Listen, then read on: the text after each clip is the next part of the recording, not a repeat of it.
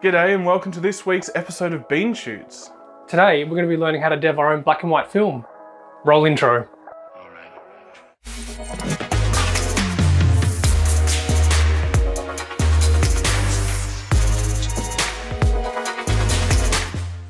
Yeah, so we've got two different methods today. I got my cast off, but my thumb's still a bit stiff, so I'm going to be using this daylight tank here. Whereas Dan is going to be using a Paterson tank with a dark bag, so he's going to have to load without looking at it at all. So the first thing to do is to get the film out of the cassette. I have this leader retriever, which is one of the big ones with the long tongues. And then I bought this arse image one because it sounded funny. It's very small, so we'll see how it goes. I've got a roll of Fomopan 100. So how do I do this? You have to get all, so you hold it like that, you put all three tongues in.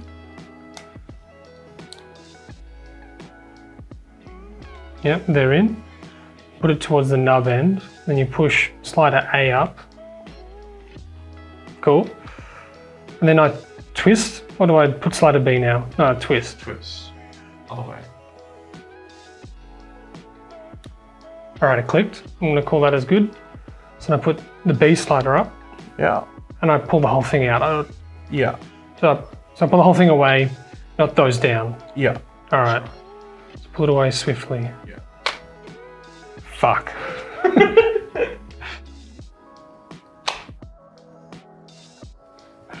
Why isn't it working?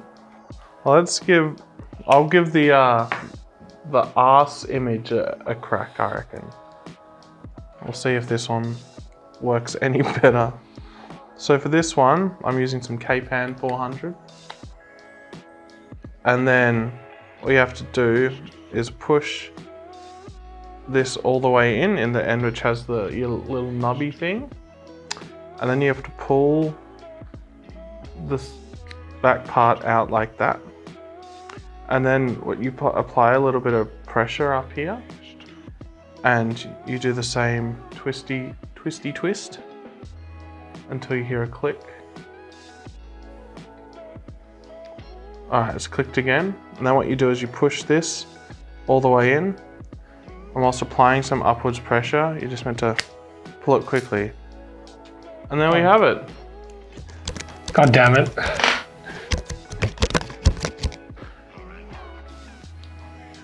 That it? Yeah. Okay, so then B slider. Mm-hmm. Oh, fuck. This was more expensive as well. And then slight upwards pressure and just yank. Oh, Got it. look at that. I'm so pleased with myself. Apparently arse is the way to go.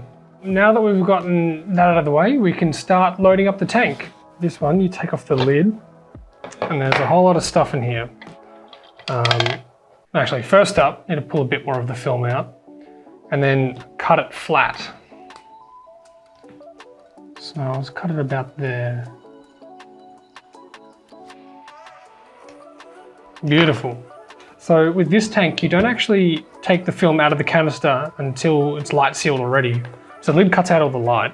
I'll just give this a spin so I can get out. So I've got this little clamp here, and that goes onto the end of the film and draws it into the spool inside. Do you see that well enough? So I'm actually quite happy that this tank arrived at all. So I ordered it off eBay, and it took like 3 months or more to get here. And Yeah. I think it was from Germany, and I think it was in Australia for like 3 months or like 2.5 months before I got it. So I'll just try clip this.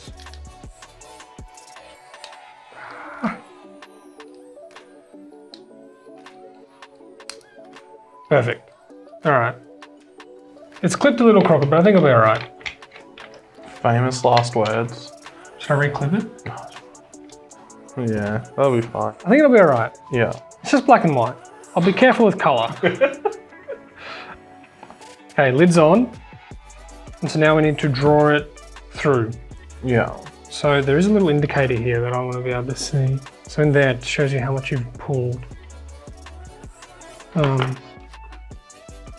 can give you a do you want to give it to me? teamwork.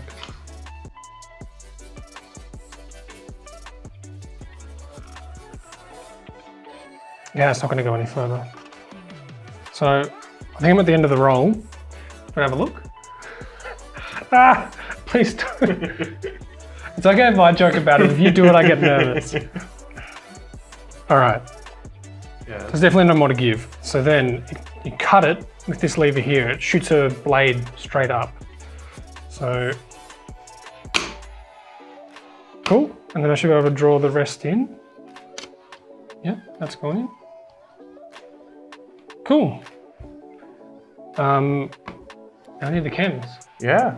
So today for our chemistry, we're using CineStill DF96. It's a monobath solution, which means that it does sort of like all the steps in one, so it's kind of hard to mess up. Hoping that works in our favor. And so we've just been warming it up in a bath with the CineStill Soup cooker. Yeah, CineStill sous vide. So it's brought up to the right temperature for us, which is 27 degrees. It depends on the different film stocks, all kinds of things, what temperature you need, but you can change that all using the sous vide device. The other way you can do it is also bring it up to temperature in a warm bath of water with a thermometer, and that also will get you an accurate way of heating it up. So we need 200 mils for this tank. Yeah. So pour it out into a 2-litre jug. Oh, I'll get down low and... Tell me when. No. Yep. Oh, splash more.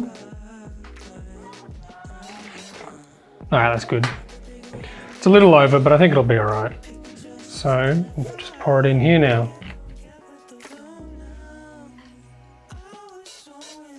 Oh yeah, timer. Start timer.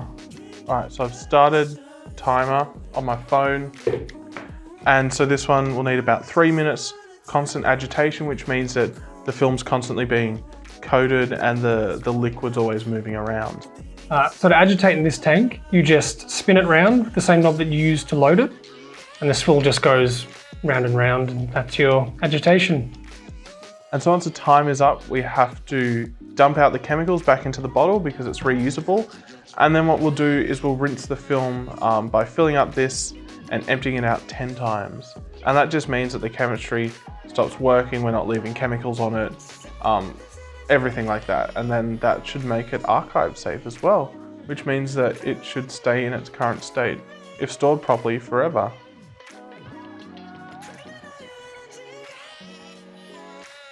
Ah, delicious. Ah! There you go. Right. Run! All right, so I'm back. Hi back, I'm Daniel. Welcome to Bean Shoots. I'm wet and I've washed my film. So do I just open it up? Oh, it's still in there? Yep. It's it looks kind of translucent, so that's good. So we'll get this out. I think I can see some frames. Ooh. Oh. Oh shit. How do I get it out? Just give it a tug. Oh yeah. Oh yeah? Oh, some things on there. There's people. Oh.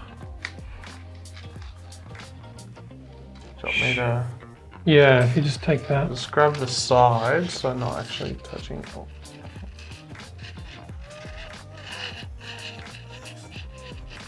Woo. Look at that. There's pictures.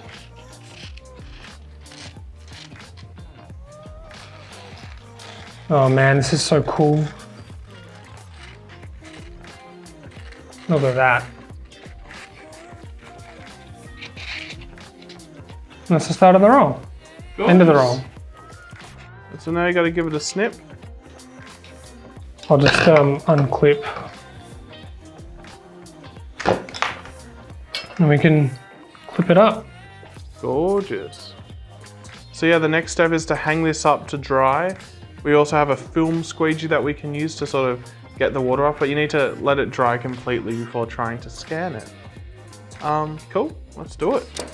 So you may have noticed that this isn't really an in-depth tutorial on how to dev film. There's plenty of those out there on YouTube. We might link some in the comments, but this is us basing ourselves off the various videos, what we've gathered from those, and just giving it a crack. So now we're onto the Patterson tank. These are a more traditional style of film dev tanks. They come in all sorts of different sizes. One can fit 2 135 rolls or 120. And so with these, you have to load them in a dark bag and do everything basically blind. So I'm excited to see how that is. So what we'll do first is lay everything out so I know where it will be in the dark bag, and so it's not going to be a complete surprise for me. So take all the pieces apart. So keep one of these out. I'm only using one, so I'll leave one out, which means that like if I sort of confuse myself and the design and shape of it, I can have one to reference. So hopefully that will be useful. And the other tip that I've seen is to start loading your film, just the start of it on these before you put it in the bag. So hopefully it's a bit easier once we're in the dark. All right, so we need this, this. You don't need this. Don't need that. And this. All right. Got a hand? Apple Watch off. I've seen lots of stories of people who've left their Apple Watches on in dark rooms and it ruins everything. Do you want to start that up here? Oh yeah, that's right. I really should have done this before I had the bag.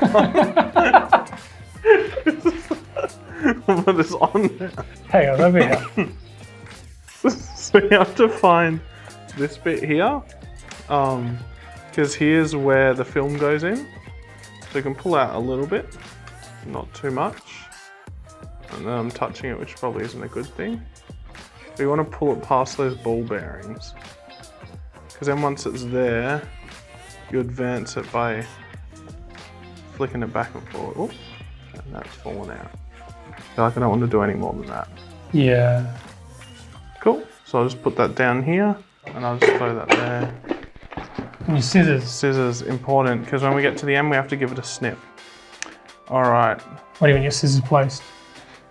Like off to the right, yeah. To the right? Other way, yeah. Yeah. And the point's coming out here. Yeah, cool. So now can you zip me up? Oh. Always going to help a sister out. Gorgeous. And then the second layer, which is the Velcro. Perfect. All right. So this is going to be very visually interesting for you to watch. What I'm doing is I'm picking up the roll and I'm just giving it a little bit of slack. I'm going to try advancing it, which I think it's doing. So much more stressful than my tank. It's like, you can't see if it's going in right. And if it's not going in right, like you could have it touch itself. Oof. Which will then like not let the chemicals get evenly all over it, which means your dev will not be good. There's all sorts of things that can go wrong, but as with all things film photography, I'm trusting that like a lot of this was built for consumers, like professionals as well, but a lot was built for consumers. So I'm gonna think that it looks harder than it actually is.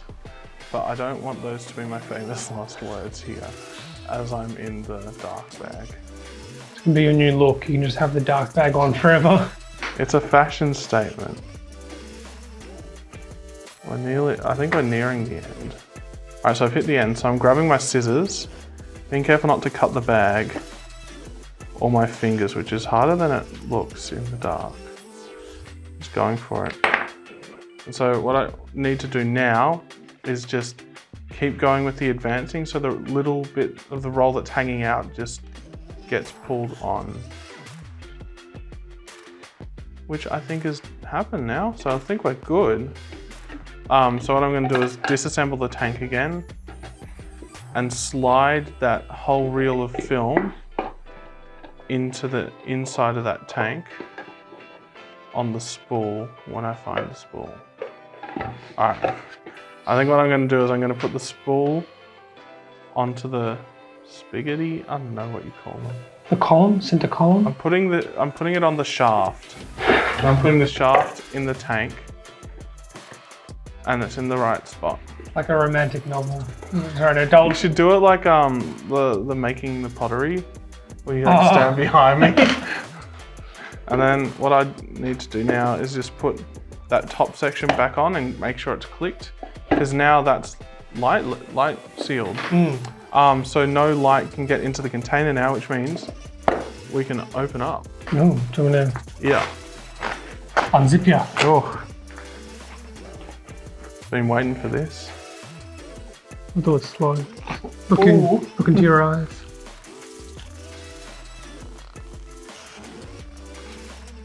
Look into your beans. Oh, it's my hand. Oh. Look at that. They got the scissors and there should be a roll in here somewhere. Oh, yep, at the back.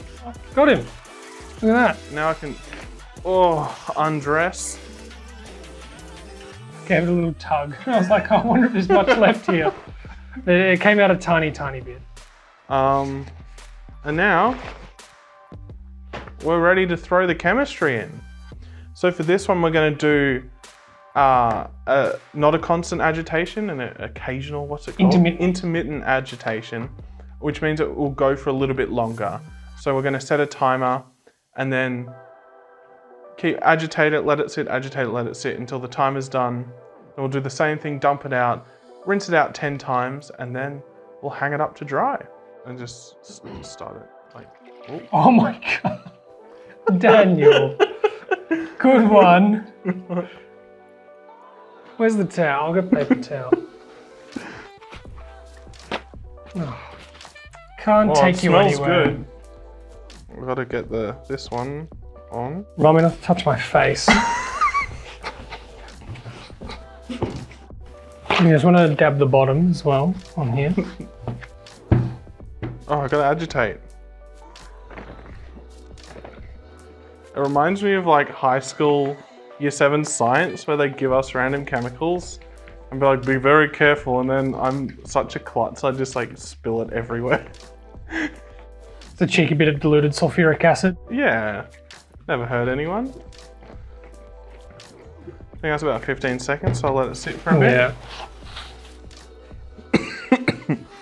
It smells, doesn't smell too bad. It's a bit farty. Yeah, not a good fart. You know, like your own farts you can really get into. Oh, that's bubbly. Time is done. That is very bubbly. That's a good pour, boys.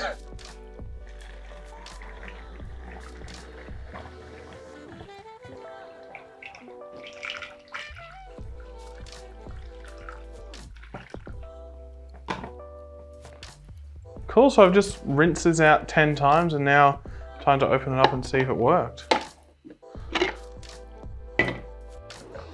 Smells good. Bit wet. Oh, looks like film. So, should you do it like the? You know how you can expand it? Oh, I don't know. Shall we just pull it out? Give it a go. Because there should be enough on the end. Because the start will be just the start, like where it's. All right, there we go. Do you want me to hold it? Yeah. Okay, I can see where I can grip. Well, there's things on it. Oh shit, man. Look at There's that. things. There's aliens. There's things on it, so I'm excited to see what it looks like. So what we're going to do now is we're going to hang these up to dry. We might dev a few more rolls and then we'll jump in the studio and see what they look like. I shot 2 rolls as a test run. So I did a roll of Fomopan 100 and Ilford HP5 Plus. Fomopan is quite dark and murky as is. And I think the Sydney Still Monobath might have accentuated that a bit. So Willie, there's like some streaks and blotchy stuff happening here. What do you reckon went wrong there? Yeah, I don't know. It only appeared on this roll. On the first roll I did, it was perfectly clear. Then each subsequent roll that we've done in the daylight tank has had these streaks on the first few frames. We tried to troubleshoot it a little bit on the day, and our cam op Jason was pretty sure that I was winding too fast and hard, and so then the film was falling out of the guide rails and then all touching. So those splotches are contact from where it was undeveloped, which is a bit of a shame, because I mean it's a nice photo of our studio cam op here, Nat, but just very, very streaky. Did you go to Egypt for this one, Willie? No, this is actually just my house. My house isn't a pyramid, but it's just looking up at the eaves on one of the corners. So that's the roof line, looking straight up at the sky.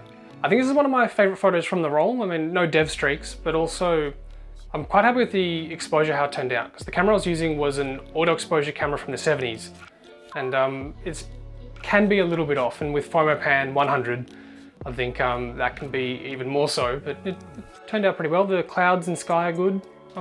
Yeah, I think like this stock was perfect for this sort of photo where you have the really deep blacks in the foreground and then all the nice highlight detail in the clouds. Lovely golden hour. I'm glad you got all those portrait tones. Getting all the portrait tones in black and white is very important. But in all seriousness, like something I always look for when shooting color is light, and shooting golden hour, sunset, getting really beautiful colors and tones there. But I think something that comes across really well still in black and white is the quality of that light. You miss the goldenness and you miss the tones, but looking in the softness of it, in the shadows, it comes across really beautifully here. Not as nice of a composition. No, but We started on a high now. may have picked too early. Oh, you whipped out the macro adapters for this.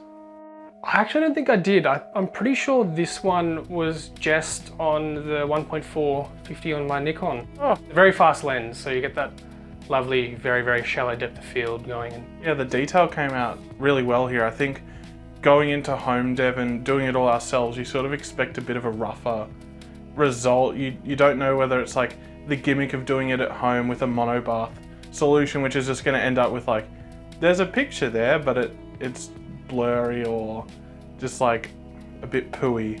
But yeah, I've been really impressed with the sharpness and the contrast that we've got across in a lot of these images. I think particularly the Ilford roll, because Ilford's a bit pricier than Fomopan. It's a bit nicer, finer grain. You get a bit more detail out of it. I do really like this one, having it in focus in the foreground and then the blurry background. I think with the black and white, the softness there, it does some really interesting stuff. You do miss out on that lovely golden hour tone, but Portrait tones. I think at least like with the tree and the flowers, you get these nice textures out of the black and white, which is really all you can work with black and white, is like textures and like shaping shadows, that sort of thing. Oh, bloody high capacity Metro tray. Frame within a frame. This is a very nice one. When I scanned this, because I took it. When I scanned this one, I was like, oh fuck, that's lovely. As I've said previously, I do quite like trains, and so the new high capacity Metro trains are just get me going. Ding ding. See, I think as Willie mentioned before, he shot a couple rolls. I think I shot 4 test rolls of nothing precious. So the other interesting part of this exercise, I guess, was just shooting for the sake of shooting and going on walks in lockdown, just trying to pick out different things that are photogenic, and it forces you to be creative at a time where creativity might not flow as naturally as we may like. I think as well, you shot these rolls over many, many months. I did mine pretty close to when we dev'd, so I had an idea of what I was getting back. But I, for the most part, forgot. I knew I'd walked along the train tracks.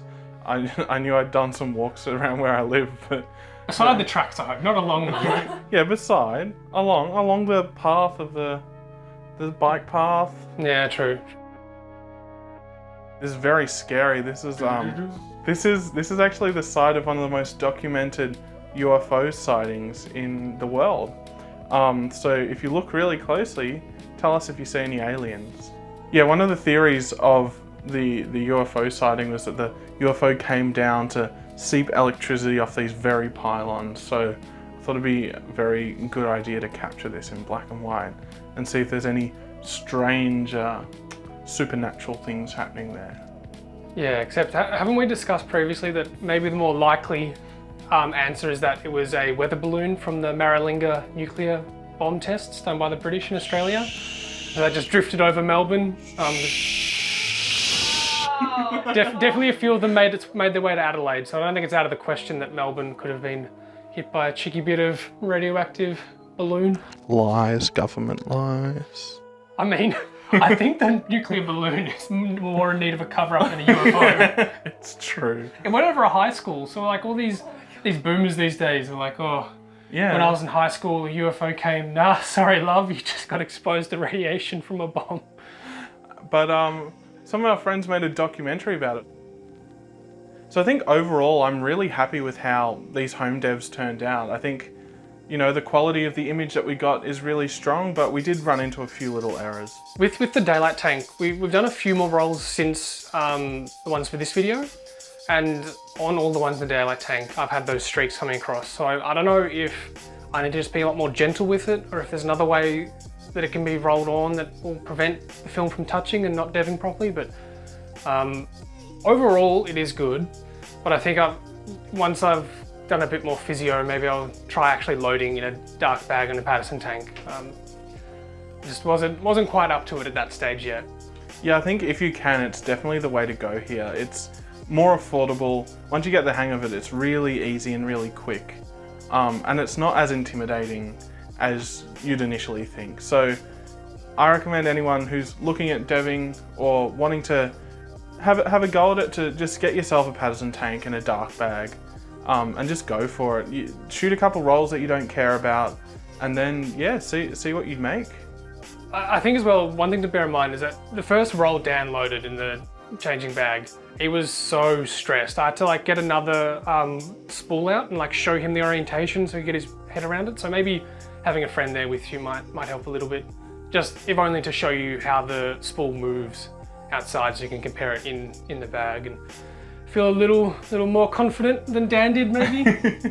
But yeah, it just takes a little while to get the hang of it, but as soon as you do, it's really straightforward. I've devved about 10 rolls since, and it's been a breeze. And so with that, that's the end of this episode of Bean Shoots. If you like what you saw, subscribe to our YouTube channel. You can also follow us on TikTok, Instagram and Facebook at beanshoots.film. Next week, it's Dan with the other half of Kit 3, Xavier, and they're trying out some novelty cameras. They're very cool, some beautiful pictures. We look absolutely stylish shooting with them, so stay tuned for that. We'll see you then.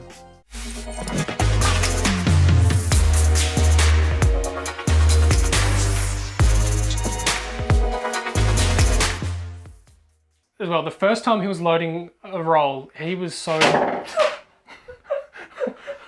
We're falling apart.